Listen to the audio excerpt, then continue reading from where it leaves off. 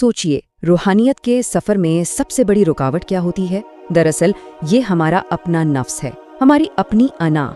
सदियों से रूहानी माहिरीन इस रुकावट को दूर करने के तरीक़े तलाश करते आए हैं। तो आज के इस वजाहती जायजे में हम एक निहायत कदीम और ताकतवर सूफियाना इल्म का गहराई से मुताला करेंगे। इसे मुराक़बा मुहासबा या तज्ज़िया नफ्स कहा जाता है। ये एक ऐसा नायाब तरीका है जिसने इंसान को अपने अंदर की आवाज़ पर काबू पाने का एक हैरत अंगेज़ राज सिखाया है। और जिस कदीम तहरीर पर हमारी आज की ये पूरी गुफ्तगू मबनी है, वो कोई आम सफ़हात नहीं है। इनमें सदियों पुरानी हिकमत छुपी है। ये तहरीर हमें बताती है कि अपने अंदर के इस बागी नफ्स को आखिर मुती कैसे किया जाए। ये वो तारीखी रहनुमाई है जो सदियों से सीना बसीना आगे बढ़ती आई है। तो जल्दी से देखते हैं कि आज हम किन अहम पहलुओं पर बात करेंगे।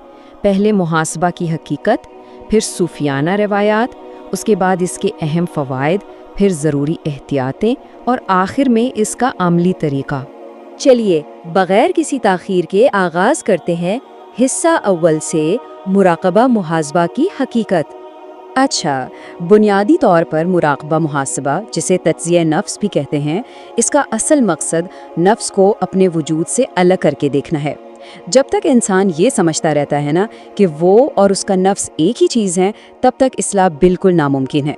इस मुराक़बे की सबसे ख़ास बात यही है कि ये एक ही ज़ात के अंदर उस वहम को तोड़ देता है। होता यह है कि नफ्स को बाकायदा अपने सामने बिठाने का तसव्वुर किया जाता है। इस तरह मुराक़बा करने वाला खुद हाकिम बन जाता है और उसका नफ्स महकूम या रियाया बन जाता है। ये अंदरूनी इक़्तिदार की एक बहुत ज़बरदस्त आगे बढ़ते हैं हिस्सा दोम की तरफ, सूफियाना रवायात और उनके तरीके। अब यहाँ इन दो अजीम सूफ़ी सिलसिलों का मुवाजना वाकई बहुत दिलचस्प है। इमाम अबुल हसन शाज़ली रहमतुल्लाह अलैह का तरीका ज़रा सवालिया है। वो फरमाते हैं कि इंसान अपने नफ्स से मुखातिब होकर पूछें, ए नफ्स तू किसका बंदा है? लेकिन इसके बरक्स हज़रत ख्वाजा बहाउद्दीन नक्शबंद का तरीका इंतहाई हाकमाना और सख्त है। उनके यहाँ नफ्स को एक कुत्ते की तरह सामने बिठाने का तसव्वुर है। उसे ज़िक्र का वाज़े हुक्म दिया जाता है और अगर वो नाफरमानी करे तो उससे सख्त मुलामत की जाती है। तरीके भले मुख्तलिफ हों, हदफ दोनों का बिल्कुल एक ही है। अब आते हैं हिस्सा सूम पर, इस मुराक़बे के अहम तरीन फ़वाइद। यहाँ से असल तब्दीली शुरू होती है। देखें, जब नफ्स को, जो कि दरअसल सबसे बड़ी रुकावट था, उसी को काम पर लगा दिया जाए तो रूहानी सफ़र के रास्ते खुद ब खुद खुलने लगते हैं। दिल हर किस्म की सोच से आज़ाद होकर बराह रास्त ज़ाते इलाही की तरफ मुतवज्जे हो जाता है। और सबसे बड़ी बात, ये अमल मुनाफिकत को जड़ से उखाड़ फेंकता है। अंदर से ये दावा ही ख़त्म हो जाता है कि मैं ज़िक्र कर रहा हूँ, क्योंकि अब दर हकीकत नफ्स ज़िक्र कर रहा होता है और इंसान वहाँ महज एक खामोश निगरान की हैसियत रखता है। और इस मुसलसल अमल का नतीजा कितने वक्त में सामने आता है? सिर्फ 40 दिन। जी हाँ, माखिज़ बताता है कि अगर रोज़ाना नफ्स को सामने बिठाकर उसकी चालाकियाँ देखी जाएं, तो तज़किया का अमल इस कदर तेज़ हो जाता है कि महज 40 दिन के अंदर इंसान को अपने अंदर छुपे हुए ऐब और खामियाँ शीशे की तरह वाज़े नज़र आने लगती हैं। लेकिन ठहरिए, यहाँ आती हैं हिस्सा चहारम, 3 इंतहाई ज़रूरी एहतियातें।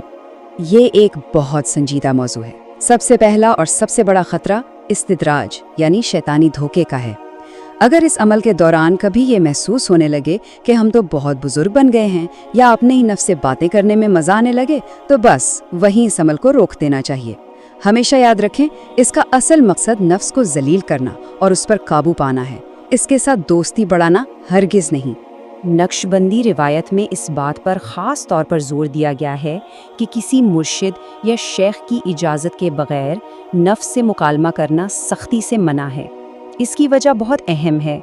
बसा औक़ात शैतान खुद नफ्स की शक्ल में आकर इंसान को धोखे में डाल सकता है। इसीलिए इस रूहानी रास्ते पर अकेले निकलना बहुत ख़तरनाक माना गया है। एक कामिल रहबर की निगरानी लाज़मी शर्त है। इसीलिए वक्त की पाबंदी पर भी बहुत जोर दिया गया है। इस मुराक़बे का वक्त 5 से 10 मिनट से ज़्यादा हरगिज़ नहीं होना चाहिए।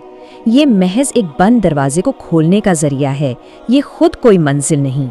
इसलिए इस मुख्तसर वक्त के फ़ौरन बाद ज़िक्र क़ल्बी की तरफ वापस लौट जाना बेहद ज़रूरी है।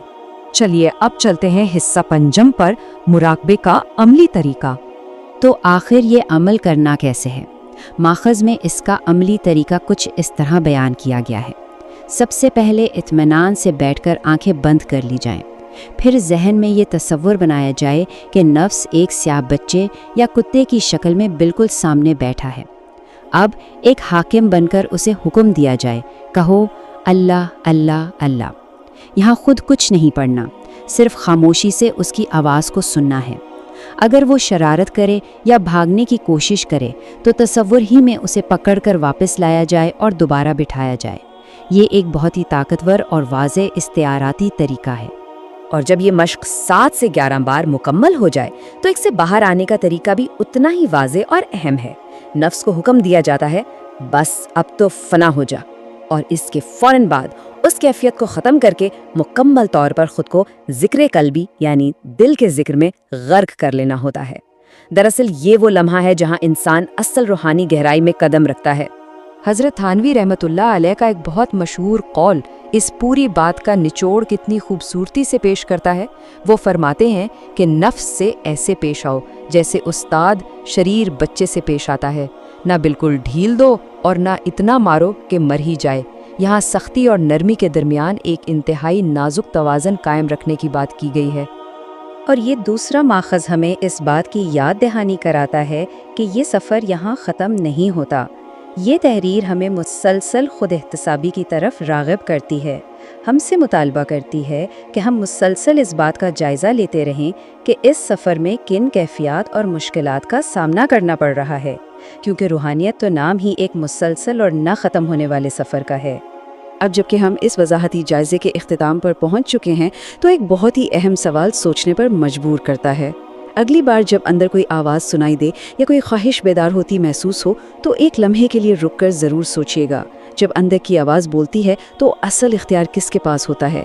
کیا انسان واقعی حاکم ہے یا محض ایک محکوم؟ امید ہے یہ سوال ایک نئی سوچ کا آغاز بنے گا۔ اس سفر میں ہمارے ساتھ رہنے کا شکریہ۔